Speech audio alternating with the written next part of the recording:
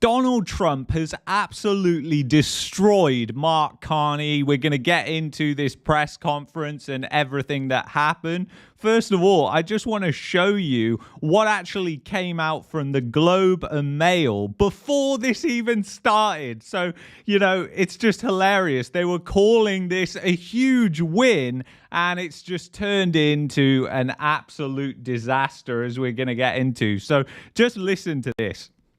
Thank you very much, everybody. It's a great honor to have Prime Minister Mark Carney with us. As you know, just a few days ago, he won a very big election in Canada.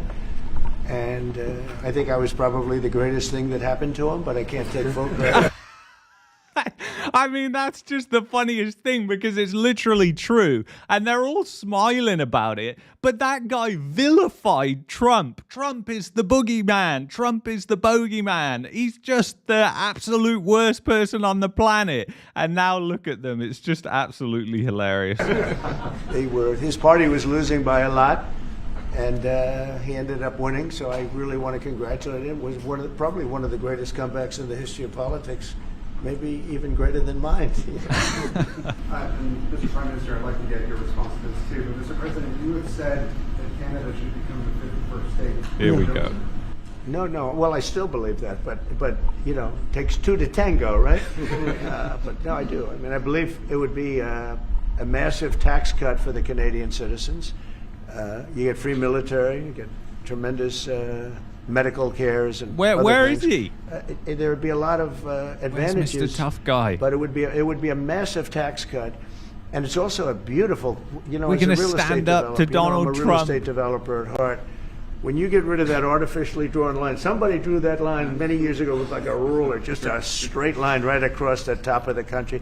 When you look at that beautiful formation when it's together, I'm a very artistic person. But when I looked at that beauty, I said that's the way it was meant to be. But you know, he loves it. Donald Trump just loves it. Much better for Canada. But we're not going to be discussing that unless somebody wants to discuss it. I think that he's struggling. There are tremendous benefits to the Canadian citizens. Tremendously lower taxes, free military, which honestly we give you essentially anyway because we're protecting Canada if you ever had a problem.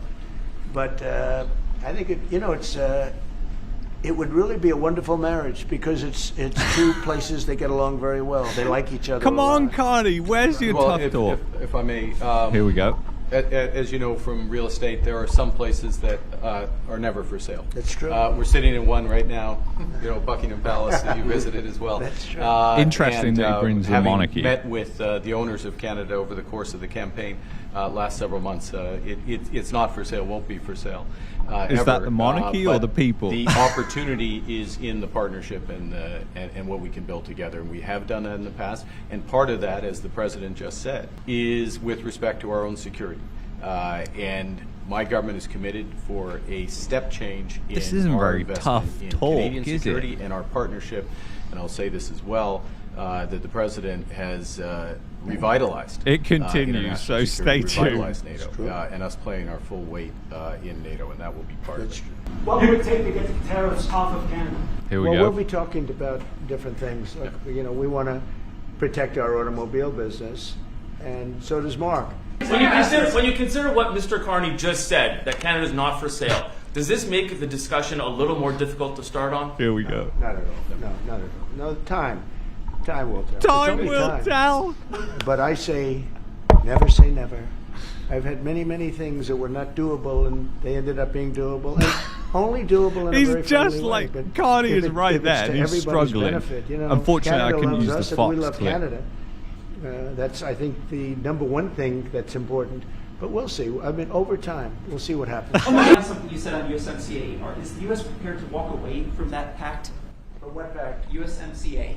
No, it's fine. It's there. It's good. We use it for certain things. It's there. We have the USMCA is a good deal for everybody. I won't say this about Mark, but I didn't like his predecessor. I didn't like a person that worked for. She was terrible, actually. She was. I wonder if he's talking about Freeland. Let me know in the chat. I don't know who he's talking about. She He's tried to referring take advantage somebody. of the deal, and she didn't get away with it. You know who I'm talking about. But so you know, we had a bad relationship having to do with the fact that we disagreed with the way they viewed the deal, and we ended it. We ended that relationship pretty much. The USMCA is great for all countries. It's good for all countries. We do have a negotiation coming up over the next year or so to adjust it or terminate it. Canada decided not to shop in the American store as much as before and decided to partner with Elbows other up. countries. Well, we don't do much business with Canada from our standpoint. They do a lot of business with us. We're at like 4%. All over Canada. And usually those things don't last very long. We have great things, great product. The kind of product we sell, nobody else can sell, including military. Look, we make the best military equipment in the world, and Canada buys our military equipment, which we appreciate. But we make the best military equipment in the world by far. The missiles, What changes would you like to see to the USMCA? Or what changes would you like to make? we're going to work on some subtle changes, maybe. I've I don't edited even know this if we're down, going to by be the dealing with USMCA. We're dealing more with concepts right now. Look, right now, More with concepts. we're doing trade. We have trade. They're paying a tariff on cars and steel and aluminum. And I think we have a baseline of 10% or something like that for the tariffs. But we're getting along very well. Right now, going no further, but we have an agreement. We did something with even parts. You want to discuss that, Howard, with respect to Canada, which helps Canada out? Sure. So we've made an arrangement with car companies that 15% I love hearing Lutnick of their talk because he USMCA is parts are a included, complete moron. and then 15% of foreign parts from the manufactured suggested retail price are not tariffed to help domestic manufacturing really to help thrive. domestic Yeah, if I manufacturing. may. God, he's such a clown. Respectfully, Canadians' view on this and Oh, here is we not go going to again. change on the 51st day. Secondly, we Stop are the looking at the largest ground, client Mark. of the United States in the totality of all the goods. So we are the largest client of the United Where's States. the tough guy? We have a tremendous auto sector between the two of us, and the changes that made have been helpful. They all got 50% of a duped. car that comes from Canada is American. That's not like anywhere else in the world. And to your question about is there one thing? No, this is a bigger discussion. There are much bigger forces involved, and this will take some time and some discussions, and that's why we're here, to have those discussions, and that is represented by who's sitting around the table. See, the conflict is, and this is very friendly. We're not. This is not going to be Negotiation like, we had guy another here. little blow up with somebody else. That was a much different. This is a very friendly conversation. But, Zelensky. we want to make our own cars. We don't really want cars from Canada. Look at and this. Look at Carney. Put tariffs on cars from Canada, and at a certain point, Just look at it him. won't make economic sense for Canada to build Where those is cars. Mr. Tough Guy? And He's we just don't want going, we steel don't from want your Canada 'cause stuff. we're making our own steel, and we're having massive steel plants being built right now as we speak. We really don't want Canadian steel, and we don't want Canadian aluminum and various other things, because we want to be able to do it ourselves. And we, Just because getting of destroyed. past He's just thinking not of saying people, anything. We have a tremendous deficit with Canada. In other words, they have a surplus with us, and there's no reason for us to be subsidizing Canada. Oh, yeah, here Canada's comes the a BS. place that will have to be able to take care of itself economically. I assume they can. I will tell you that Trudeau, when I spoke to him, I used to call him Governor Trudeau. I think that probably didn't help his election. But when I spoke to him, I said, "So why are we taking your cars? Why are we taking your? We want to make them ourselves." I mean, I said, and This is if hilarious. the price of your cars went up, or if we put a tariff on your cars of 25%, what would that mean to you? He said that would mean the end of Canada. He actually said that to me. And I said, that's a strange answer, but I understand his answer. But no, I mean, it's hard to justify Look at Carney. subsidizing Canada to the tune of just- maybe $200 billion a year. He's like, we look protect at him. Canada He just- militarily, he's like, and we always will. We're not "Oh, gonna- it's all that's over not a for money me." thing. But we always will. But it's not fair. But why are we subsidizing Canada $200 billion a year, or whatever the number might be? It's a very substantial number. And it's hard for the American taxpayer to say, gee whiz, we love doing that. Thank you very much. We're going to have a very I want to rewind. International security revitalized. and only doable in a very friendly way. But if it only time. But This is just absolutely hilarious. This is the best time. bit. Time will tell. It's only time. Time will tell. I say, he sat right never say by never. him, and he's I've just had like, many yeah, things that time were will not tell doable, and they ended until up we being take doable, and over only and doable. Canada becomes the 51st state. And Mark Carney is just sat there like, holy crap, what do I do? What do I do? I'm having a meltdown, but like he doesn't do anything. Like this isn't Mr. Tough Guy. This is Mr. Bullshit, because this is what the whole election was all about. It was about complete bullshit.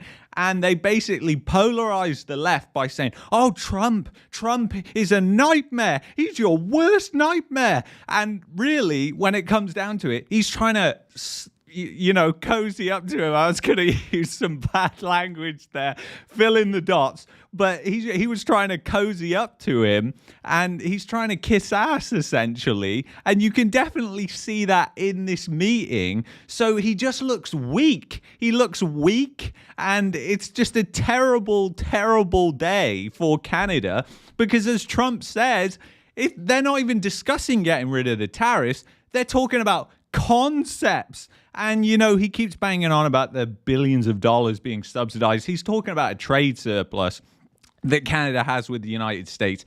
That is complete BS. And it basically, what he's talking about is the fact that Canada sells more goods to the United States than it does buy from the United States. And that's why it has that surplus with the United States. But they're getting the goods for that money. Most of that is oil, and they're buying that. So it's not like the American taxpayer is subsidizing Canada, as Trump makes out. So I have to correct that. But I find that absolutely hilarious about him saying, oh yeah, time will tell. It's only time will tell until Canada becomes the 51st state. And then right at the end, he makes that punch at Trudeau. In the end of Canada, he actually said that to me. Yeah, there we go. He said, and if the price of your cars went up, or if we put a tariff on your cars of 25%, what would that mean to you? He said, that would mean the end of Canada. He actually said that to me. And I said, that's a strange answer, but... I mean, what sort of clown politics are we living in right now with all of this going on? You've really got to ask that question. But I think, if you like or you hate Trump, it really doesn't matter. You have to put this aside and just think objectively and look at it with fresh eyes every time when it comes to these different things. And definitely, I think that Trump absolutely destroyed Carney. He mauled him because Carney, he didn't even give him a chance to speak. Carney didn't do anything. He probably thinking, oh my God, Zelensky interrupted him. And you have to look at that meeting, because I look at that meeting, it went better for Zelensky than it did Trump. And Zelensky was actually interrupting during that and stuff. But again, just where is Mr. Tough Guy? Because he ain't there. And it's just an absolute disaster and a shambles. And I wasn't even going to cover this. But the fact is, it is such a joke. I was watching this, and I just thought, oh my God, there's going to be clips going around of this, because this is just an utter epic failure. And it really is. So I want to thank you so much for watching. If you've enjoyed this video, I would highly recommend you check out that video that's coming on your screen right now. If you've enjoyed this, like this, because with a live stream, it helps it get out to more people. And I'll see you guys in the next one. Take it easy.